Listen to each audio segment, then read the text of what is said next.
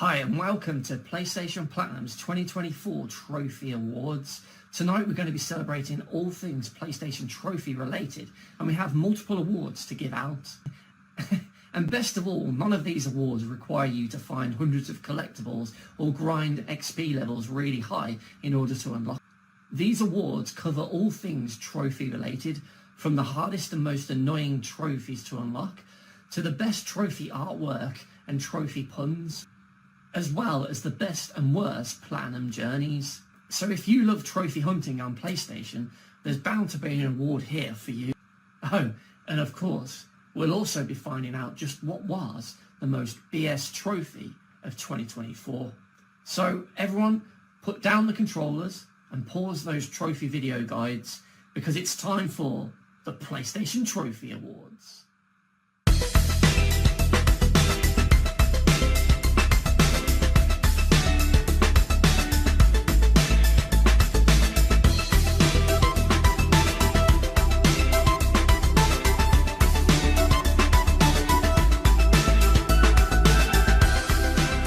2024 was a big trophy hunting year for me, with 66 games played for a total of 2,175 trophies unlocked, and of those, 58 platinum trophies were earned across PlayStation 3, 4, 5 and even PlayStation Vita games.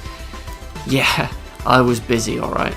So while tonight's show will try to mainly focus on games that came out in 2024, you may see a handful of titles that are slightly older than that. Perhaps they came out on PlayStation Plus this year, or they were just games I went back and played.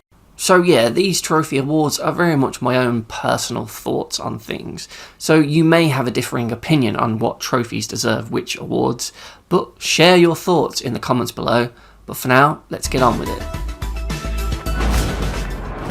The most annoying trophy of 2024 highlights those trophies that, upon reading the trophy description, made you roll your eyes, as they were just really frustrating and tedious to unlock. Here are the nominees. Now, for anyone who's attempted to get this sword, I'm sure this game over screen is going to be really familiar, and if like me you've made it all the way to the end just to fail at the last hurdle, I'm sure you'd react like this too. This is a really tough trophy, yet for 98% of the sword you'll find it's really easy, as it's mainly just another dumb collectibles trophy, with the majority of the swords you need being ones that you can find hidden in many of the game's levels. Well, all except this sword here, which for some dumb reason is only found in the Roadrunner XE mode, which is a roguelike minigame in which you'll be stripped of all your abilities and have to beat 4 increasingly difficult stages. Each of these stages contain multiple nodes, and the player can pick their path through them to the stage's final boss combat mode. You'll roughly have to beat 6 to 7 nodes per stage. You start out with just 5 lives, and if you run out of them it's game over and you'll have to start all over again from stage 1. Thankfully though, you can pick your route through these nodes, so you have a choice between combat or parkour nodes, so you can find a route that best suits your playstyle. There are some nodes that will also reward you with bonus lives upon completion, while others may award you with a character upgrade, so you can start to get stronger as you play through the stages and build up your lives, because you're going to need them for all of the nodes in stage 4, as that's where it gets really tough. This mode is definitely challenging, and it can be unfair at times, as some of those parkour levels are really BS to get through, but it's a mode that you can do, it can be beaten. I did it in actually 4 attempts. My 3rd attempt was when I got to stage 4's final level and died, and then my next attempt after that I beat it. So it can be done, but I can agree that it would be really annoying at times, because it's just, you're at the mercy of the game giving you good stuff to be able to get through those levels, because I don't think I could have beaten that final level without the triple jump, because I used it to get up to the top to kill the big robot first, and then I basically worked my way back down the level to get all of them killed. So yeah, for that reason I feel that this Live by the Sword trophy is BS, because it shouldn't have been a sword collectible trophy. It should have been a trophy for beating stage 4 of Rogue Runner XC.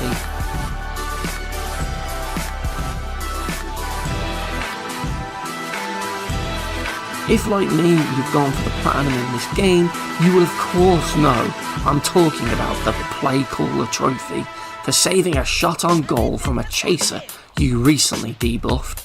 This is one total pain of a trophy to unlock, as it's just really finicky and awkward for so many reasons.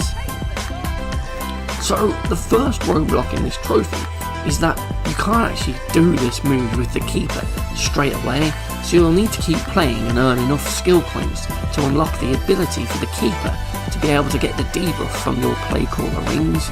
So you can't even attempt this trophy straight away, and even when you do have the ability, don't expect to get it on your first or even your 10th attempt, unless you are just really lucky.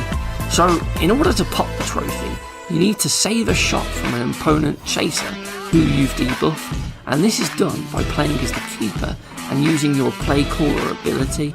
With a tap of L1, you'll head into this first person view that's always moving forward, and you have a limited time to drop these blue rings on the playing field.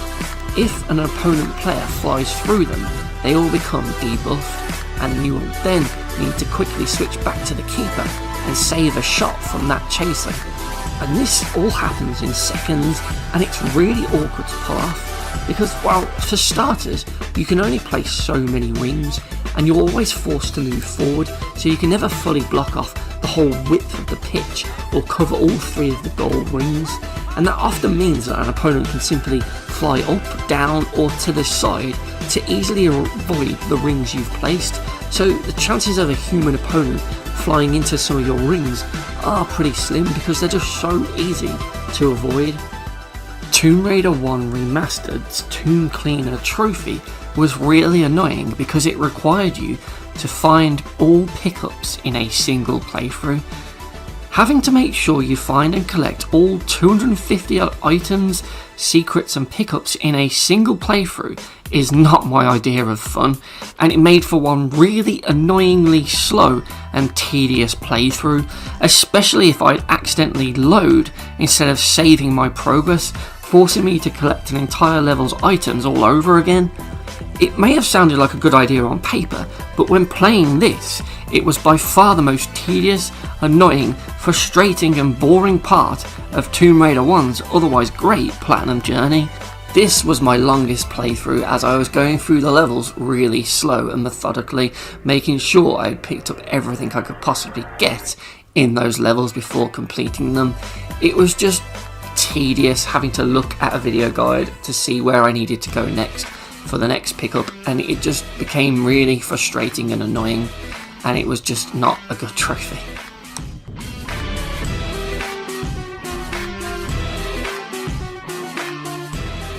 Hot Wheels Unleashed 2 Turbocharged is a great little racer that was free on PlayStation Plus in 2024, so I decided to give it a little go.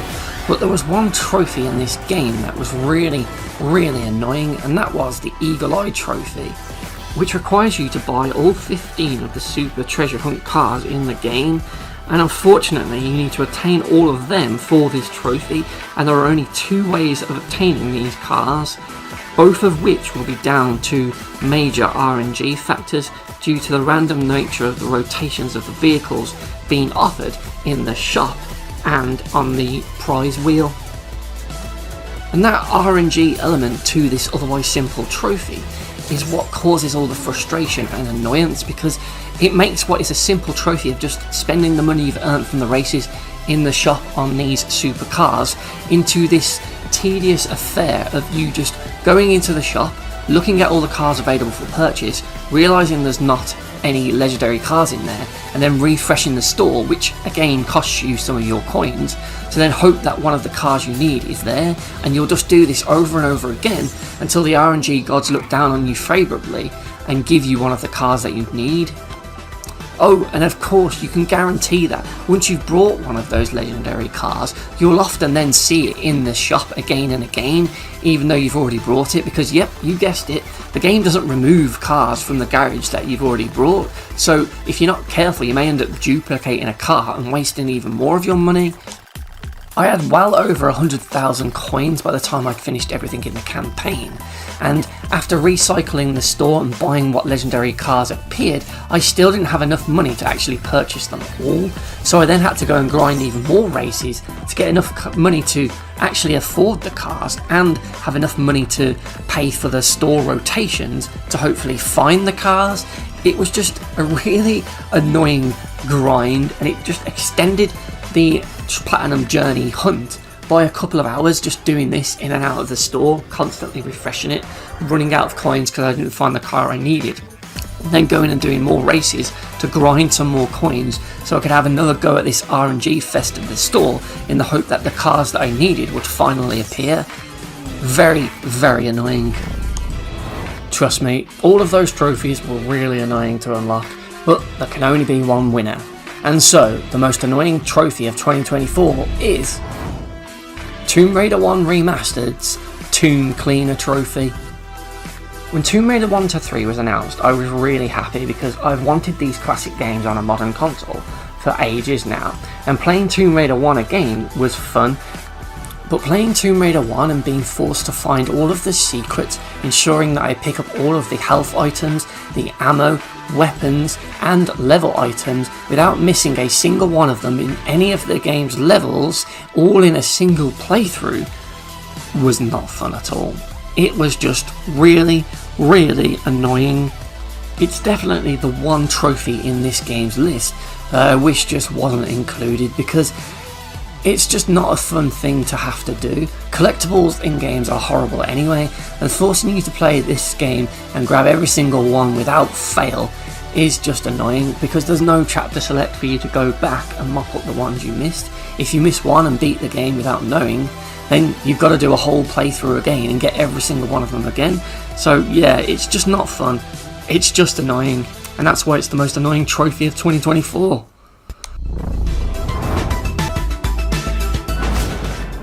Next up is the award for Best Trophy Names. So these may be games with cool sounding trophy names, or maybe some really clever and funny trophy puns.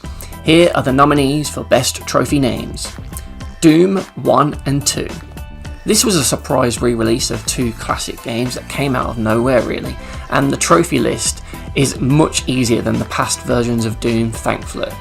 And the trophy names are just really cool, to be honest. They're quite funny, and there's a few little in-jokes about Doom here.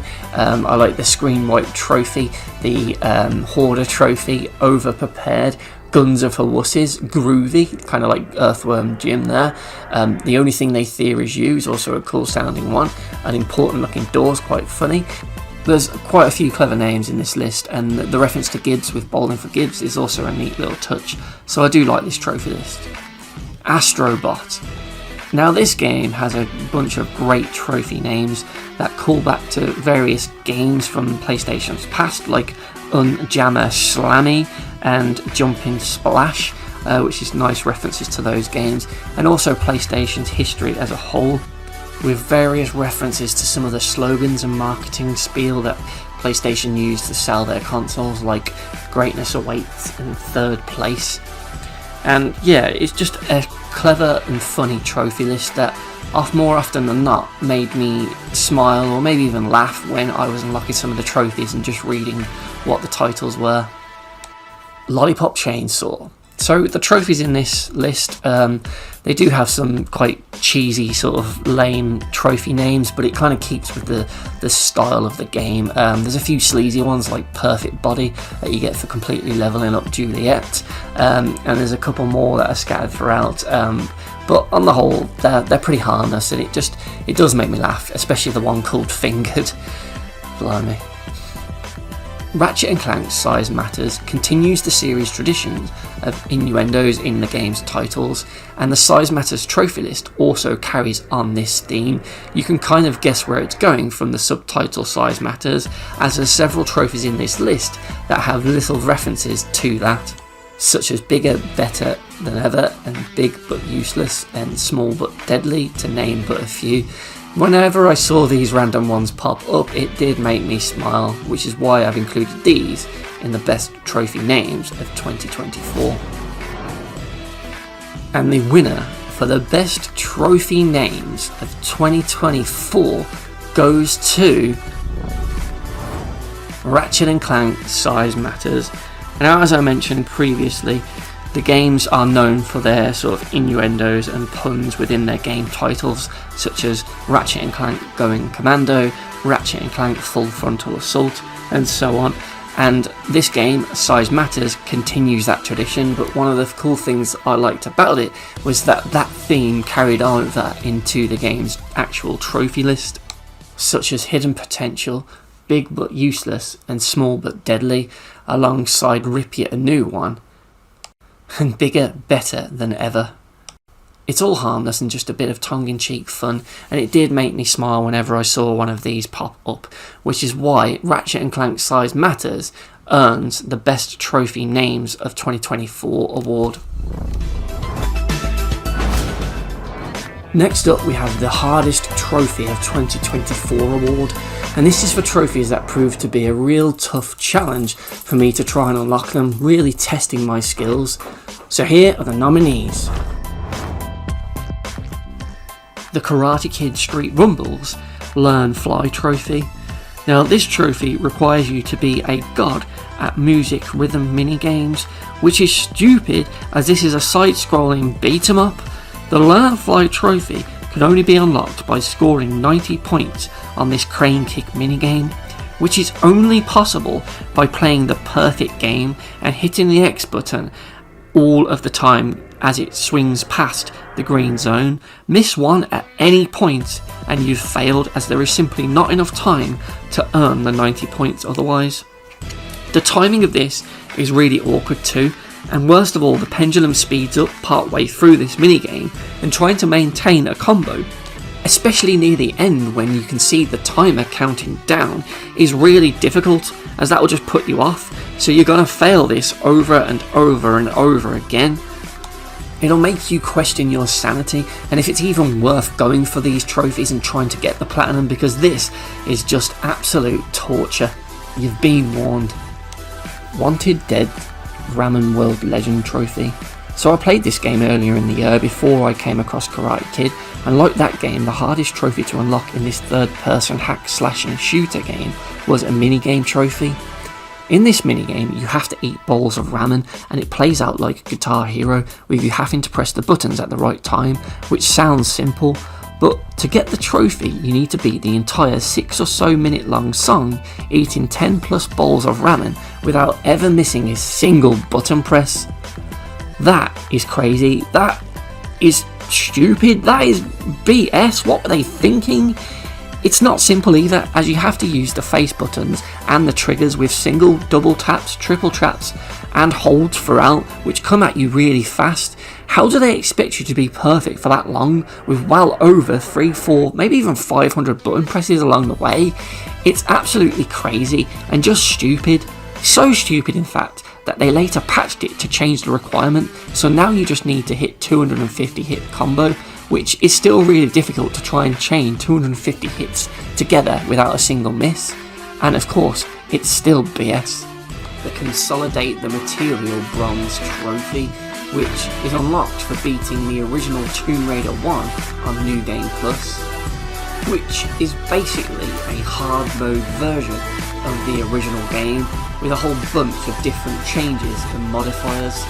So one of the main things you'll notice is different in this mode is that there are no longer any health item pickups, so you'll never find any medipacks in the game, as they've all been replaced with different ammo types for your Uzi and shotgun, which means you can't heal the conventional way. You also can't save anywhere in this mode, as the option in the menu has been completely removed, forcing you to play it like how it worked in the original game back on the PS1, as now there are save crystals in the levels that you have to reach and use them to perform a save, and when you do make a save in New Game Plus, it will also refill your health. And trust me, in this mode, you're going to definitely want as much health as you can possibly get, because while in some of the levels there are a lot of save crystals, like in this level here, there's pretty much a save crystal on every floor of this room, other levels will require you to go for long stretches of gameplay before you reach another save crystal, and if you make one wrong move to the old controls, or you mistime a jump, or get killed by a creature, you'll have to replay all of that section again and hope that next time around you get to that certain blue save crystal. And if all of that didn't make New Game Plus tough enough, this mode also increases the amount of damage that bosses and enemies deal to Lara, meaning that Lara will just die really quickly at times as she gets swamped by a load of animals attacking her, and your health bar will just quickly drain to 0. The Retro Gamer trophy requires you to beat stage 9 of Pac-Man, and this is by far the hardest trophy in the game, turning the Platinum difficulty from a simple, fun and easy 2 out of 10 and bulking it up into a tougher and more frustrating 7 out of 10. And if I wanted the silver Retro Gamer trophy, I'd have to master Classic Pac-Man, collecting all the pellets and avoiding all the ghosts to clear 9 stages of this classic game, and if I died more than 4 times, I'd have to start it all over again. This game was originally made for the arcades, and it was a game meant to eat your quarters and get you to spend more money, so trying to get through the maze and eat all the pellets whilst avoiding the 4 ghosts was never going to be a walk in the park. Even with the 4 power pellets for you to grab that let you attack the ghosts, it's still hard as these power-ups get weaker the further you get into the game. A stage is cleared once you have eaten all of the small pellet dots in the maze, and then you have to do it all over again for the next stage. It sounds simple, but it's actually really challenging, and in this repacked version you can only earn 1 extra life upon earning 10,000 points, whereas in the original arcade game you get another life per 10,000 points, so here it's actually harder. Another issue is Pac-Man's control, as you can often find yourself failing due to Pac-Man getting stuck on a corner in the maze. It may only stop you for a split second, but that small moment of being still can often result in a ghost catching you. The main problem you'll have when going for this trophy though is the ghosts and how unpredictable they appear to be, at least at first glance, as they will often outsmart you and pin you into corners, taking life after life off you until it's game over. Yeah, there it is, finally. The Retro Gamer trophy takes no prisoners, and annoyingly it's only a silver when really it's worthy of being a gold. Like I said, it's the toughest thing you're going to be doing in this game, and it really does live up to that Platinum Killer title. It can be really upsetting and frustrating to fail on a good run and then struggle to even get close to where you were on the next. But if you do what I did and look up the routes online for each level, you'll soon be able to get it once you've nailed those patterns down.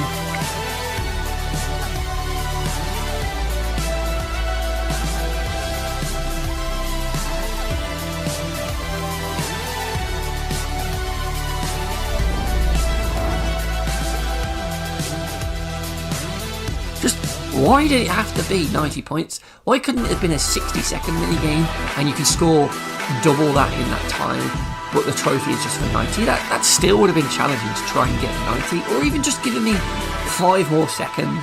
That would have helped. But no, you have to get it on every swing, and you can't let the whole thing do a whole swing cycle, like going from left to right and then right to left again. You have to get it twice in that swing cycle, so it's just really hard to do, and you'll be playing it for hours and trying it, and then you'll leave it because you'll give up, and when you come back to it the next time, you'll spend like 20 minutes just getting used to the pattern again, because it's just so quick and so precise, and you don't get much leeway in pressing it too fast or too slow, because you'll easily just end up with a miss and just failing your run. It's an absolute nightmare of a trophy, and I hated every second trying to get this one. So please do yourself a favour and just avoid this one, because the Best Trophy Artwork Award is given to the game with the coolest looking trophy icons, ones that are either really well drawn, well suited to the game themselves, or just really unique. So here are the nominees for the best trophy artwork. Prince of Persia: The Lost Crown. The trophy icons in this game are of a real high quality, and I really like the unique shape of each of the icons because it's much better than the standard square tile, as it helps it stand out more. The concept art and renders of all the characters used in the trophy icons are really well done, and they suit it really well, and it just adds a lot of detail to the pictures using these high quality images for the trophy icons. Astrobot. This game has a really cool looking platinum trophy, and the rest of the trophy icons are really cool too because they all share the same theme, a custom background for them based on a chip, which ties in to the whole PlayStation 5 console ship needing repaired theme of the game. These images are really well done, they're colourful, bright and vibrant, and they really stand out, and some of them are even pretty cute. Epic Mickey rebrushed trophy icons really match the theme of the game with its sketchbook style drawings for all of the icons. They look really nice, and I like the ink splatters around the edges of the icons to give them a more unique shape. Some of these drawings are really detailed while others aren't as great, so it is a little bit of a mixed bag, but overall these are really nice, especially some of the character ones. They just look really cool. Lollipop Chainsaw Repop's trophy icons are actually the same as the original game, but I still add them into this list because this is a new game for 2024, and I still think these trophy icons are really well done. They're really bright and colourful, and just like the game itself, they really pop. I'm sorry, that was really bad. While there may be even more awesome trophy artwork out there that I didn't see this year, I still think all of those are really great, and now it's time to crown the winner of the best trophy artwork. Astrobot! Yep, it had to be Astrobot because these trophy icons are just really, really nice. I love the computer chip background that they go with for all of these trophy icons, and it just works really well with the whole theme of the game, and it just maintains the quality of the actual game because you can tell they put a lot of effort into these icons, thinking about how they're going to present them, what they're actually going to look like, and the whole theme of it, and I think it just works really well. And at first I didn't even realise when they were popping, because they were quite small, that it was actually a microchip. It was only when I looked at them afterwards in my trophy list that I saw what they were going for there, and I just really like it. I think it works really well, and there's some really cool looking ones there in the list too, like the one where Astrobot's dancing with Crash Bandicoot. So yeah, they're just really nice, really bright, really colourful, and yeah, they just look really cool, and that's why for me they had to be crowned the best trophy artwork of 2024. Next up is the award for most boring trophy of 2024. Those trophies in games that made you fall asleep or just wish that you weren't a trophy hunter because they were just so dull. Here are the nominees for most boring trophy. The Toluca Lake trophy in Silent Hill 2 Remake. You'll be able to unlock this trophy towards the end of the game when you find the boat on the jetty to take you to the final area of the game, and thankfully this section isn't as tricky as it was in the HD version of the game because you don't have to get over this bit really quick, whereas in the HD version, in order to get the 10-star rank, one of the requirements required you to get through the boat section in a little under 1 minute 30 seconds, but thankfully there's no 10-star rank needed for the platinum in this version. So in order to get the trophy, you just need to spend 10 minutes out on the lake in the boat, and you can do that by not rowing towards the light, as that will end this section of the game, which sounds pretty simple, right? So as I eventually got back here, I just decided to just not touch the controller at all, just leave it, go and do something else, and come back in 10 minutes and hope that I got the trophy. And that's exactly what I did. I didn't want to risk messing it up again, so I just left it to just sit there and wait. And eventually, after going over 10 minutes, the trophy popped, and I got it. The Street Cleaner trophy in Disney's Epic Mickey Rebrushed, which requires you to repaint all of Main Street, the twisted version of Disney World's Main Street. The paintbrush in this game is a core mechanic, as Mickey uses it to either paint or thin the world around him, so a trophy for painting in all of the incomplete parts of this street sounds pretty simple enough, doesn't it? Well, it should have been, but when you attempt this trophy, it's one that can go either one of two ways for you. The first and best outcome is that you simply paint everything you see naturally and the trophy suddenly pops without any issue, leaving you to wonder what all the fuss was about. The second option, which is the worst and most likely one you'll encounter, is that you'll spend several minutes running around the main street painting everything you can think of to only not have the trophy pop because somehow you missed perhaps one random bit of a roof or a bush, a bin or a sign somewhere in Main Street that you're now going to have to spend another 20 minutes or so looking for as you manically run up and down Main Street countless times, pointing the camera in all directions as you slowly try to find what you've missed. Needless to say, I fell into option 2 for this trophy. What followed was a boring 10 to 15 minutes of me just walking up and down this mean street trying to find the one thing that I'd missed, until eventually I saw this building here with a bit missing at the top left. After getting that, the street cleaner trophy then popped and I was finally put out of my boredom. Avatar Frontiers of Pandora is such a dull game and I actually began to regret playing it during the first hour or so, but as a single trophy had already popped, I couldn't just leave it on my list incomplete, could I? And by far one of the more tedious trophies was the one with the Clans trophy for completing part 3 of the clan contribution missions with all 3 clans. This was such a tedious trophy to do, as it was just tied to a long-winded series of multi-part missions that were never fun or interesting, as they all boiled down to annoying fetch quests where you had to gather plants, meat and other ingredients that a particular settlement want and drop them off in their contribution baskets. Sometimes you may need to cook those ingredients first in order to make a specific meal or use them to craft a particular weapon or item they want. But the cooking and crafting is just a simple button press with you watching a little cutscene that plays out, and this whole extra step becomes annoying really fast as it just forces you to find even more stuff before you can cross off that particular settlement off your list.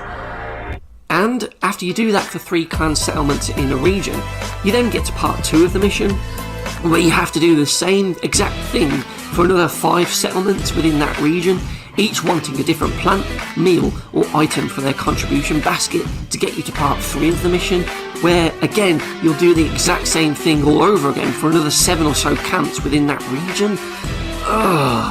So this next one is for multiple trophies in an ancient epic, because they are all equally boring and they're all basically the same trophy, as in you need to just listen and learn about a particular story, which is basically the game's lore.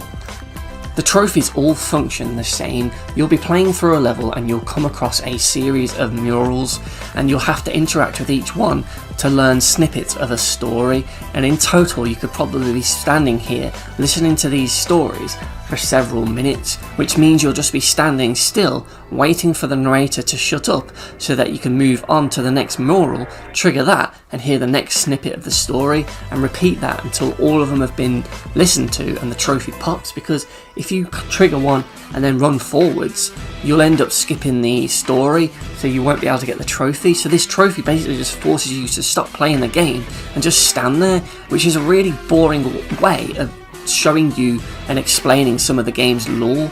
They could have done it so much better than this, allowing you to actually play through while someone talks to you, instead of just making you stand still in order to try and get these trophies and secure all of the points of the story. It's just terrible, and the fact that it happens so many times and no one on the dev team seemed to think that this was a bad idea and a bad way to do it shocks me, because it's just really dull and boring, and by the second one I just wasn't even listening to the narration. I was just waiting for him to shut up so I could move on and get these trophies out of the way. Terrible. So that was all the nominees for most boring trophy of 2024. Hopefully after hearing about all of those you're still with me and wide awake, for here is the winner. Avatar Frontiers of Pandora won with the clan's trophy for completing part 3 of all of the community side quests. Oh boy, this was really dull, and I actually had more fun doing absolutely nothing in Silent Hill 2 Remake for 10 minutes on that lake to pop that trophy than I did in the hours upon hours that I spent going for this trophy in Avatar. The community baskets really sucked. I cannot stress just how dull and tedious these missions are. It was just absolute overkill, making you repeat this slow and tedious fetch quest mission over and over again across multiple parts in multiple community camps and locations across the whole map was just not my idea of fun, and I don't know what they were thinking with this trophy, making it so grindy, so tediously boring and overly bloody long. It's just terrible. Maybe I should have been doing it from the very beginning, but I was picking up all sorts of stuff right away and I still didn't have the very specific requirements that they wanted, because a lot of the plants need to be a certain level of maybe like exquisite or whatever it is, the purple for superior or the golden colour, and not just the standard one that you'll often find. And then there were some really annoying ones where you had to get 2 or 3 bits of a plant, but some of the plants would only appear during certain times of the day, or if it happened to be raining, which meant that you had to awkwardly fast travel around the map and try and advance the time so that it would be raining. And then when I did go there when it was raining, the plant didn't go and be bloomed so I could pick it, because the plant decided that even though it was raining, it wasn't raining enough. And then it just meant even more time wasted trying to get that plant to bloom in the rain to get the thing and then take it to the basket. It was just a pain in the arse, and even the ones that were a bit shorter, or the ones where you had to craft a weapon, they were still tedious as well. It was just, it was an absolute slog. And when I think back at my platinum journey with Avatar, I just shudder at the thought of this trophy, because it was just so dull. I mean, most of the game was dull because you're just repeating the same thing over and over again, but this trophy just overstayed its welcome, and it was just absolutely terrible. The most awesome trophy moment celebrates those trophies that get you to do a cool action, whether it's a great kill or a brilliant stunt, and when that trophy pops, you just know you feel like a badass. And the nominees are Mighty Morphin Power Rangers Rita's Rewind has a sequence of free trophies that for me popped as I worked my way through the game's first episode, and as a huge fan of Power Rangers, each one just felt really awesome, and combined it was just a great moment. So as you reach the end of the first level, you'll fight head on Goldar, and at this point he's normal sized, and as you lay a beat down on him and defeat him, you'll unlock the first of the 3 trophies, General Chaos, for defeating him and clearing the first stage. After that, the usual thing that happens in Power Rangers once the monster is defeated occurs as Rita throws down her magic wand and makes her monster grow. So here Goldar grows and the Rangers summon their Zords, and you get this cool little animated sequence. Then, the next thing you know, you're inside the cockpit of the Megazord, and you have this first-person view as you fight Goldar head-on, and you can dodge his attacks and move towards him, and then just lay a smackdown on him. And it's here when I moved in to attack him that I got the next trophy, Rock and Sock'em, for landing 9 hits on Goldar, and this was just a really satisfying moment because he was such a thorn in the Power Rangers side, and now finally I'm getting to beat him head on. And then at the end of this boss fight, I unlocked the final trophy, Yesterday of the Dumpster, which is a cool twist on the original title of the pilot episode. So, as usual, after the Power Rangers beat up the monster for a while and destroy several buildings in the city, they finally decide to call up their Power Sword and defeat the enemy in one hit. And it's the same here in this game. Once you build up the meter, the Power Sword can be used to one-shot Goldar, and that's when you'll get the next trophy.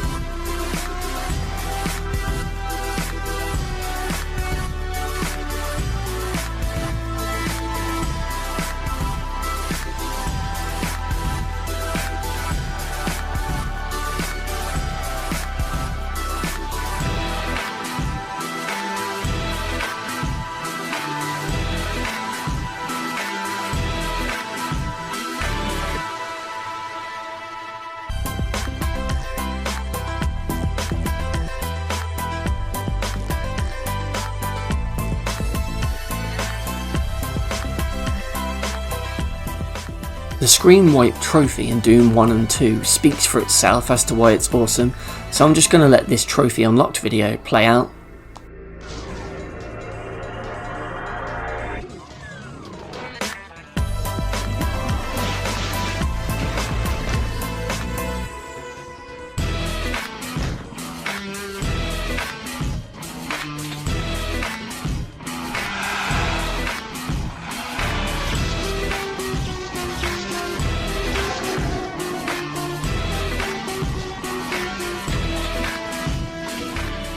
Tomb Raider 2 Remastered's Crime and Punishment trophy. So it was great going back and revisiting the first 3 Tomb Raiders in this remastered collection this year. Tomb Raider 2 was my favourite growing up, and one of the things I liked to do when I was exploring Lara Croft's mansion in the training level was to lock the butler in the fridge. Of course it was, everybody did this back in the 90s, and here, when you do it in the remastered collection, you unlock this trophy, which I think is pretty neat. And best of all, if you open it, the butler is frozen. Those were some fun trophies, some really awesome moments there, but there can only be one winner. So, the winner of the most awesome trophy moment is RoboCop Rogue City's Zip This Up trophy. It's awesome, and I love the fact that the games reference the movie via a trophy, and even though you only have to do it once to get the Zip This Up trophy, it's not going to stop me doing dick shots all the way through the game.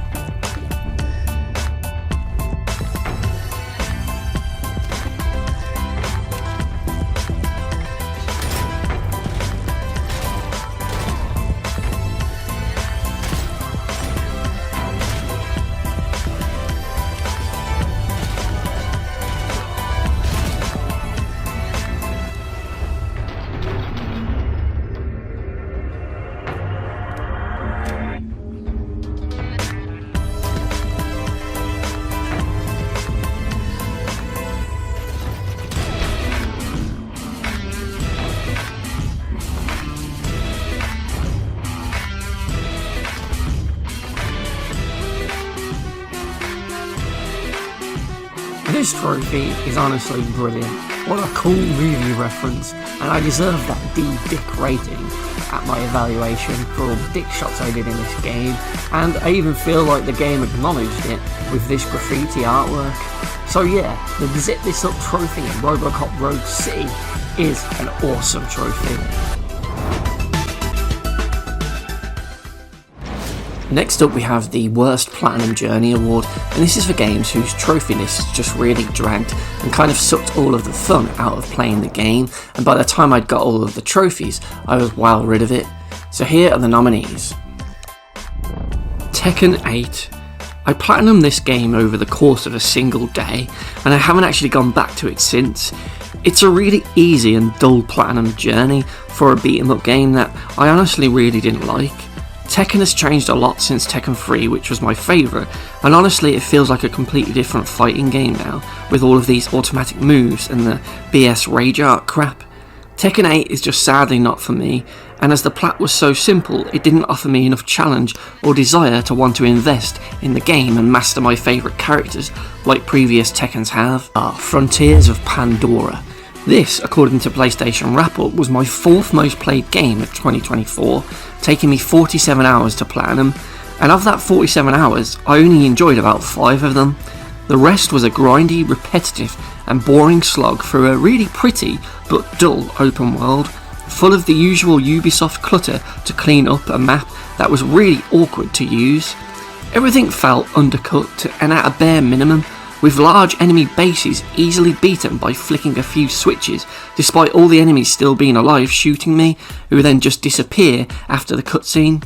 Then there were those annoying community baskets for that trophy, and other collectible trophies which just really sucked what little fun and enjoyment you could have exploring the world of Pandora, due to how many times you had to repeat these boring tasks. Those baskets really sucked and made an already dull platinum journey 10 times worse. Avoid this game. The Karate Kid Street Rumble. While this game is better than the Cobra Kai games, especially number 2, as it at least has an obtainable platinum trophy, the journey towards it was filled with a lot of frustrations. The trophies can be quite grindy, as you need to level up all 4 of the playable characters to their maximum level, which will take you a while because the XP needed is quite high considering the amount of levels available. However, the biggest issue I had with this Platinum journey was these minigames and how broken, unrealistic, illogical and unfair the trophies attached to them were. They were just really unbalanced in terms of their difficulty, with 1 or 2 being quite simple and the rest just being insanely hard. Like that crane kick minigame, which will be an absolute platinum blocker for a load of people because you need to get a perfect score of 60 without missing any of the button presses within that 30 seconds. If you fail once, you won't be able to get enough points. And in some cases, you'll need absolutely to have a psychic ability to know what buttons you need to press before they appear on screen in order to be able to complete these with the required amount of points to pop the trophy. These minigames will just throw away 30-second minigames that aren't fun. Why make those the biggest challenge in the Platinum journey? Congrats devs, you ruined the journey. An ancient epic. So I really wanted to like this game, and seeing as it was free on PlayStation Plus, I figured I'd give it a go because it looked quite cool from the trailers. But as I started my quest for the Platinum in this game, I quickly realised that the Platinum journey was a bit dull, and it was mainly due to a series of collectibles trophies that just really sucked any enjoyment out of this game and just made it drag on for longer than it needed to.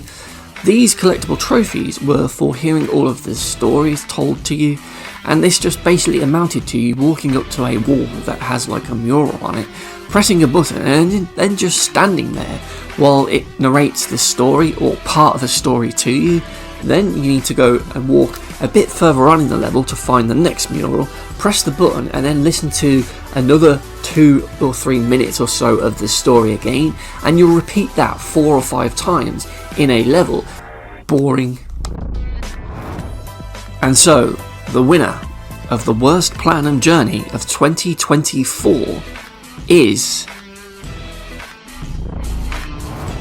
Avatar: Frontiers of Pandora.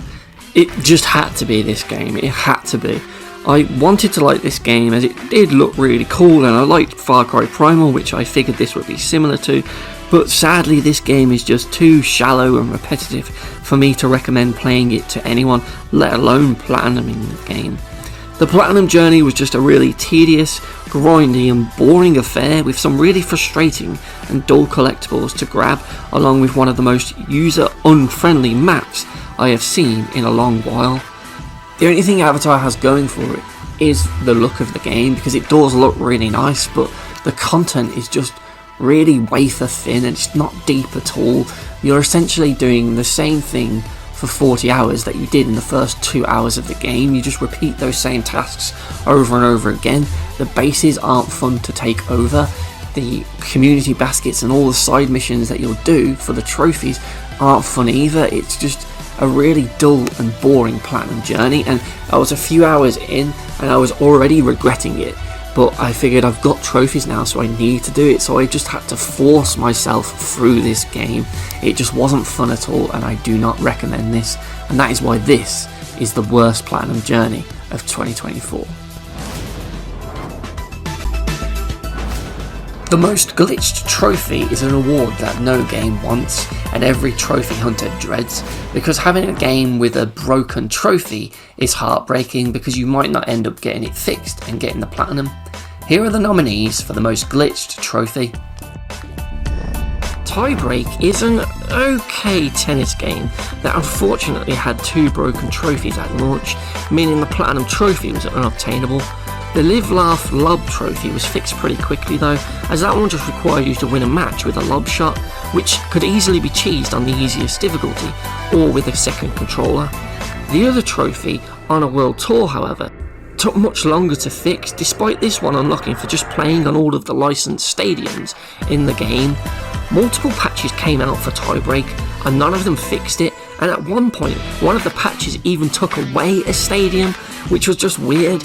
And after several weeks, I began to fear that this platinum would remain unobtainable. However, in the space of a week, 2 patches were released on the PS4 version, and surprisingly the second one actually fixed it, with the trophy popping for me on the Melbourne Stadium, despite me playing on that stadium multiple times as I went through all of them to try and get this trophy. Tomb Raider Legend was another game I was looking forward to playing on PS Plus Premium, though the History Buff trophy for listening to all of the tales of King Arthur in the museum level was originally glitched at launch, which meant that I wouldn't get the Platinum trophy during my playthrough of the game. Now thankfully they did later patch this to fix this trophy, enabling everyone to unlock it and the Platinum. But yeah, this one was another annoying one because again it was another story one like in Raj and Ancient Epic where you just stand there and listen to these speakers as they tell you a story. The next game I'm going to talk about is Tales of Kenzera Zal, and it's the Law of the Land trophy for getting all of the codex entries.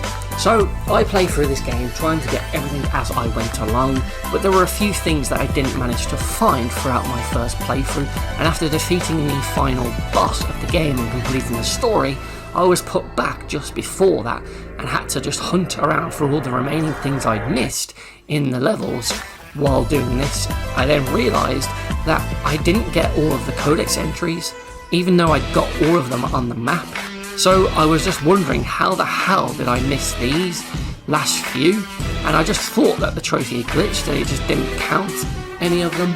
So I spent even more time doing another lap of the whole entire map until I realised that the ones I'd missed are the ones you get from the final boss fight, because after completing the game it puts you back before you've done that fight, so then you've never actually gotten those codex entries. That is so dumb. So again I had to fight the final boss again to get those trophies. So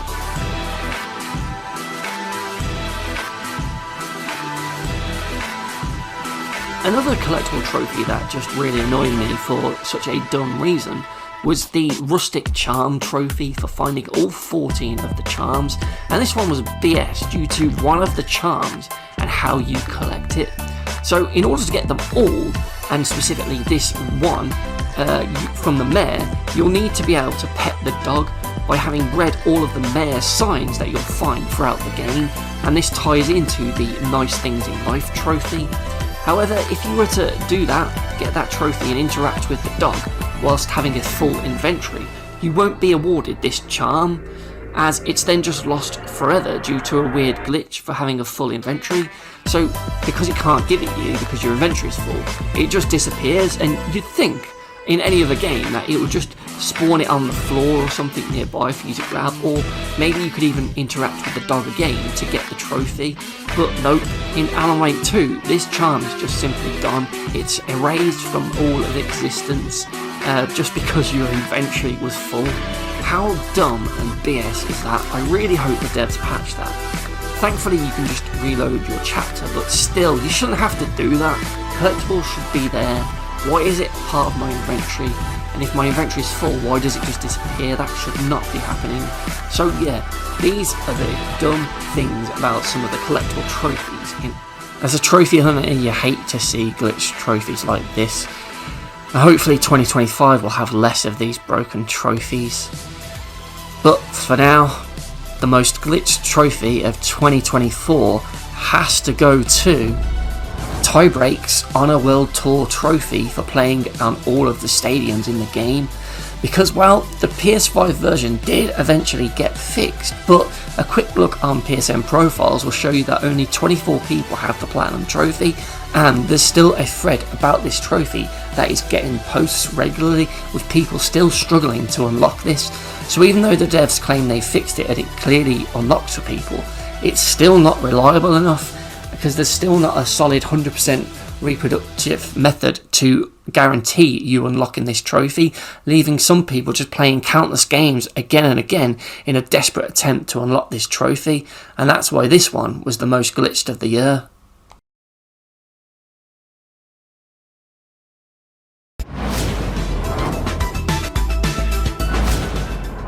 And next up we have the most BS trophy award for trophies in games that were just straight up bullshit, which ruined the Platinum journey and made me wonder just what the hell the devs were thinking. So the nominees for most BS trophy are the Karate Kid Street Rumbles Learn Fly trophy, Now, this trophy requires you to be a god at music rhythm minigames, which is stupid as this is a side-scrolling beat-em-up. The Learn Fly trophy can only be unlocked by scoring 90 points on this crane kick minigame, which is only possible by playing the perfect game and hitting the X button all of the time as it swings past the green zone. Miss one at any point and you've failed, as there is simply not enough time to earn the 90 points otherwise. The timing of this is really awkward too, and worst of all, the pendulum speeds up partway through this minigame, and trying to maintain a combo, especially near the end when you can see the timer counting down, is really difficult, as that will just put you off, so you're going to fail this over and over and over again. It'll make you question your sanity and if it's even worth going for these trophies and trying to get the platinum, because this is just absolute torture. You've been warned. Wanted Dead Ramen World Legend Trophy. So I played this game earlier in the year before I came across Karate Kid, and like that game, the hardest trophy to unlock in this third person hack slash and shooter game was a minigame trophy. In this minigame, you have to eat bowls of ramen, and it plays out like Guitar Hero, with you having to press the buttons at the right time, which sounds simple, but to get the trophy you need to beat the entire 6 or so minute long song, eating 10 plus bowls of ramen without ever missing a single button press. That is crazy, that is stupid, that is BS, what were they thinking? It's not simple either, as you have to use the face buttons and the triggers with single, double taps, triple taps and holds throughout, which come at you really fast. How do they expect you to be perfect for that long with well over 3, 4, maybe even 500 button presses along the way? It's absolutely crazy and just stupid. So stupid in fact that they later patched it to change the requirement, so now you just need to hit 250 hit combo, which is still really difficult to try and chain 250 hits together without a single miss, and of course, it's still BS. Avatar Frontiers of Pandora is such a dull game, and I actually began to regret playing it during the first hour or so, but as a single trophy had already popped, I couldn't just leave it on my list incomplete, could I?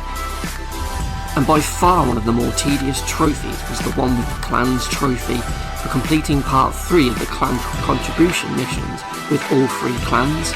This was such a tedious trophy to do, as it was just tied to a long-winded series of multi-part missions that were never fun or interesting, as they all boiled down to annoying fetch quests where you had to gather plants, meat and other ingredients that a particular settlement want and drop them off in their contribution baskets. Sometimes you may need to cook those ingredients first in order to make a specific meal or use them to craft a particular weapon or item they want, but the cooking and crafting is just a simple button press with you watching a little cutscene that plays out, and this whole extra step becomes annoying really fast, as it just forces you to find even more stuff before you can cross off that particular settlement off your list.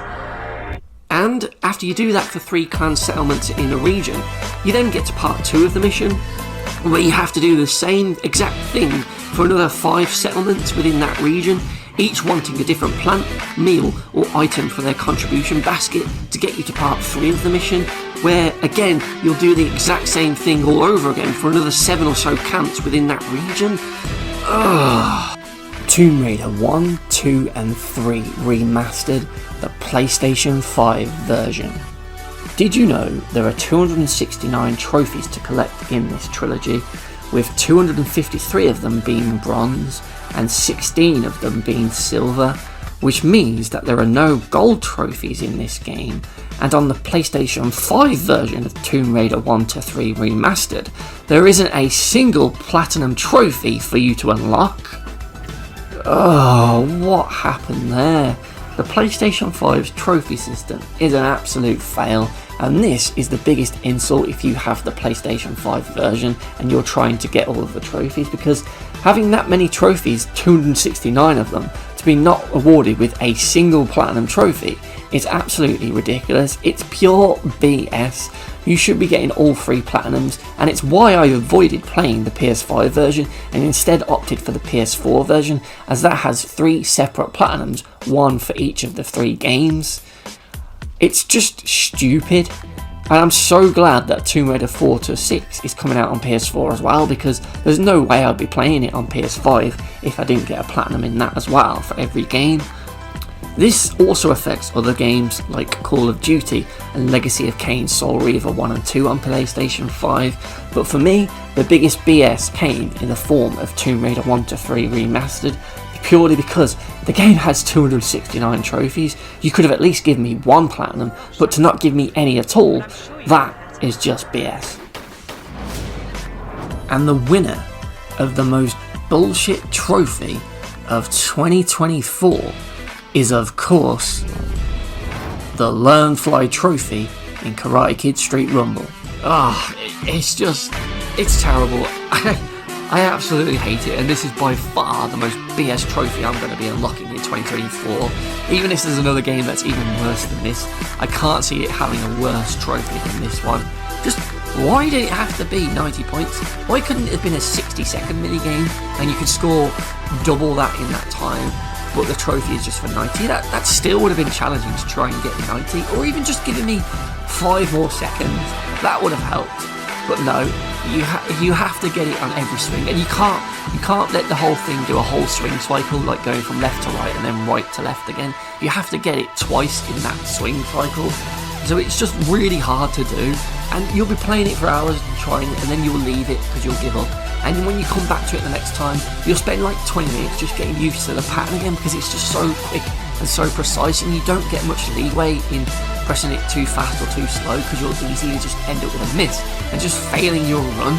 It's an absolute nightmare of a trophy, and I hated every second trying to get this one. So please do yourself a favour and just avoid this one, because it is absolutely BS, and it's probably up there as one of the most BS trophies I've ever covered in 200 plus episodes of this show. So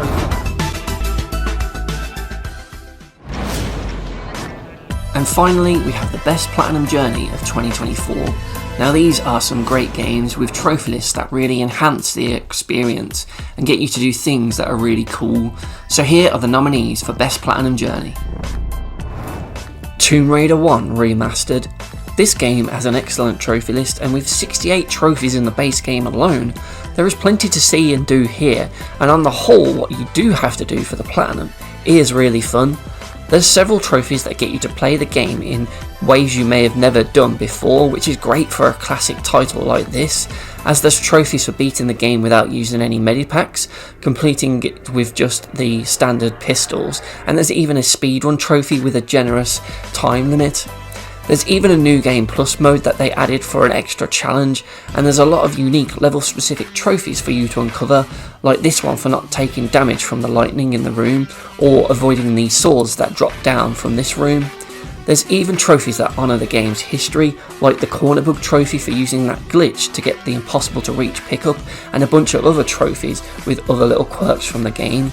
There's even some trophies relating to killing Lara in a variety of different ways. So overall, this is a really fun challenge to get the platinum, and aside from one or two annoying trophies like triggering all of the floor tiles or getting all of the pickups throughout the game, this is a really well done trophy list that is worth your time to platinum. Astrobot. Now, Astrobot is a super cute and charming platforming game that will have you smiling from the beginning to the end, and the platinum journey was no different. It's a relatively simple trophy list focusing mainly on the collectathon nature of this platforming game, requiring you to rescue all 300 bots, find all 120 odd puzzle pieces and all of the secret warps. You'll basically end up having to 100% the game in order to get the platinum trophy. The other side of the trophy list is the more unique part of it, as there's a bunch of trophies for interacting with characters in the crash site, such as Rhea and Ken, Lara Croft, Kratos, and much more, and all of these are really fun to discover. There's also some hidden trophies in the levels, like finding all of the ravens in the God of War level, capturing the butterfly in the Apex Escape level, and so on. One of the best things about the platinum is that you won't really need a guide to get all of the trophies, as the game tracks all of the collectibles for you on the hub screens, and there's even a bird that you can buy in levels to guide you towards any missing collectibles that you can't find yourself, which makes this one of the more fun and relaxing platinum journeys I've been on this year. RoboCop. This game has a short but sweet trophy list with just 28 trophies for you to collect, and the majority of those will be story-based trophies.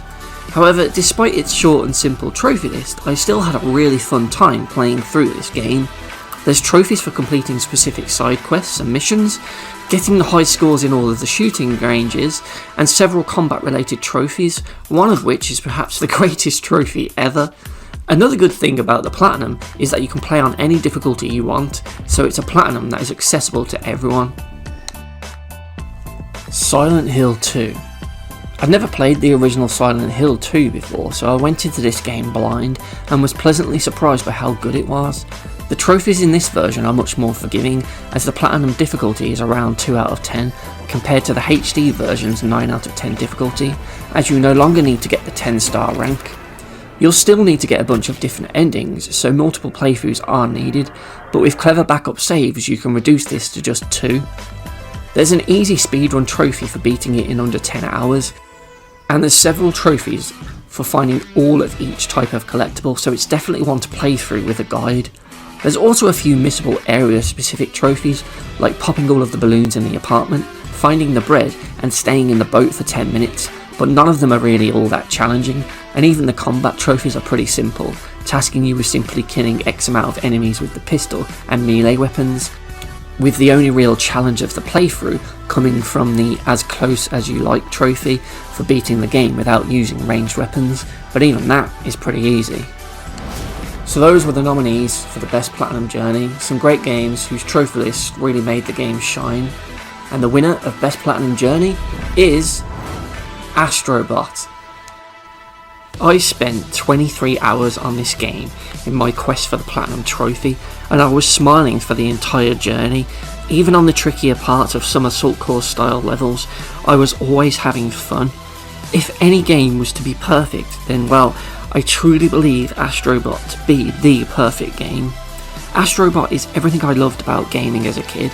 It's simple and easy to pick up, has tight controls, fun platforming sections, vibrant and unique levels with cool gimmicks and an excellent and catchy soundtrack.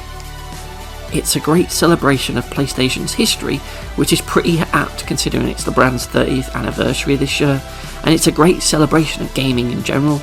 This is PlayStation's equal to Mario, and for me in many ways it's even better, and I can't think of a higher praise for a platformer game than that.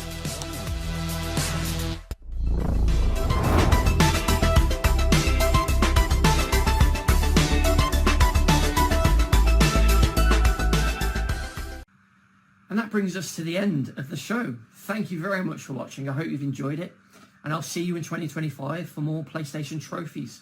Thanks again. See ya.